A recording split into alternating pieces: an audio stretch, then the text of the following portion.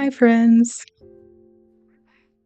If you're like me and would like to read more, but you feel like you don't have a lot of time, or you've been out of school for a long time and don't know where to start, or you feel like your attention span isn't what it used to be, and you want to do something good for your brain instead of scrolling on your phone, then I'm inviting you to read one short story per week with me.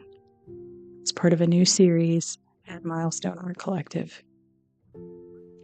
This is Anthologized. I'm Amanda Corbin, and I'll be here every week to tell you about a short story that's been widely anthologized, talk about how the author did what they did on the page, and share a writing prompt based on the story. The idea for this series came from an article I found on Literary Hub called The Most Anthologized Stories of All Time. In undergrad, I was a creative writing major with an English minor, and I have an MFA in creative writing with an emphasis on fiction.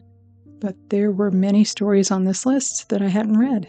So I decided to fill in the gap and share the experience here.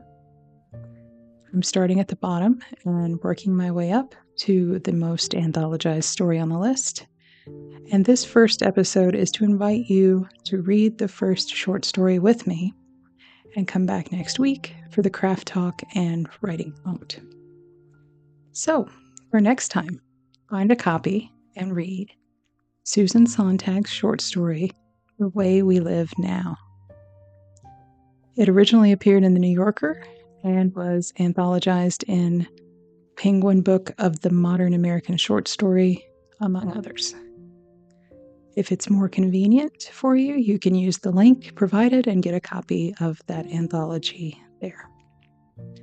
And to give you a sneak peek, I'm going to read a little of the beginning of the story.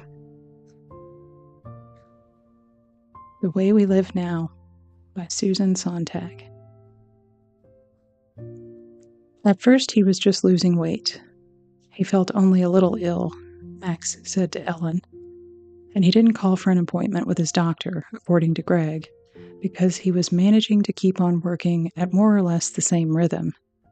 But he did stop smoking, Tanya pointed out, which suggests he was frightened, but also that he wanted, even more than he knew, to be healthy, or healthier, or maybe just to gain back a few pounds, said Orson, for he told her, Tanya went on, that he expected to be climbing the walls, isn't that what people say? And found, to his surprise, that he didn't miss cigarettes at all, and reveled in the sensation of his lungs being ache-free for the first time in years.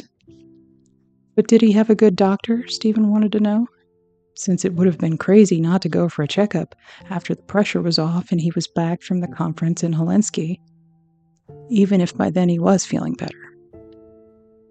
And he said to Frank that he would go, even though he was indeed frightened, as he admitted to Jan.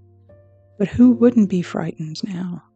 Though, odd as it might seem, he hadn't been worrying until recently, he avowed to Quentin. It was only in the last 6 months that he had the metallic taste of panic in his mouth, because becoming seriously ill was something that happened to other people. A normal delusion, he observed to Paolo, if one was 38 and had never had a serious illness. He wasn't, as Jan confirmed, a hypochondriac. And that's just a little of the beginning. I hope you'll join me next time for some fiction craft talk to learn more about this short story and try a writing prompt. Until then, happy reading.